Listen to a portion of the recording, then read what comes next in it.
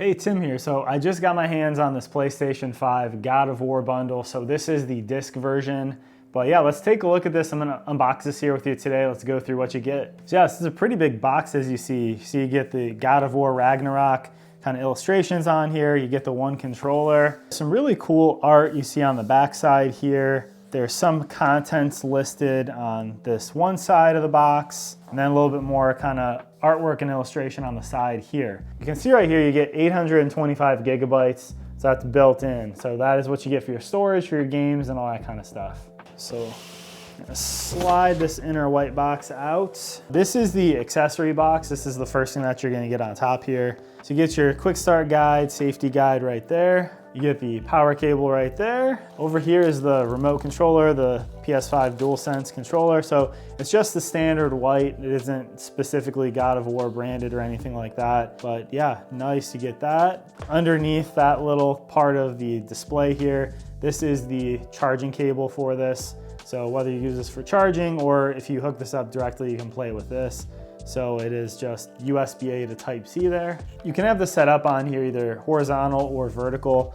This does have like a screw in here that will go up through the bottom and actually attach to the PlayStation. So that's very nice. And then you get an HDMI cable. This is HDMI 2.1, so this is good for up to 8K data transfers. So this is the one you're specifically gonna wanna use if you're not quite sure what HDMI cables you have or anything. This is gonna make sure that, all the way up to 8K, you're able to get the best basically out of your PlayStation. So that is it for this accessories box, so we'll get this out of the way. All right, so here is the PS5. So this is interesting because this is a different model. This is CFI 1215A is the model of this compared to the CFI 1015A that was the launch edition. All right, so we will get this uncovered here. So I've heard this is big. My primary last gaming console was the PS3 that I used a lot. I have a PS4 that I got, the non-pro version, just to mess around with a little while ago, but this is definitely, big if you aren't kind of recent with the consoles and stuff. So it's pretty big size. I said you can have this on its side, or you can have this stand up vertical on the base, looks like. So that's the top. But if you want, you can also have it laying on its side like this, where you have the disc access right here. So like I said, this is the disc version. The power buttons on here and stuff. Here are a couple of the USB ports, and for the controller, the Type-C. The controller can connect into here. On the back, you've got for the power right there, HDMI port, LAN port, and then you've got two USBs right there stacked on top of each other. Overall, somewhat heavy plastic build, but yeah, it looks pretty nice.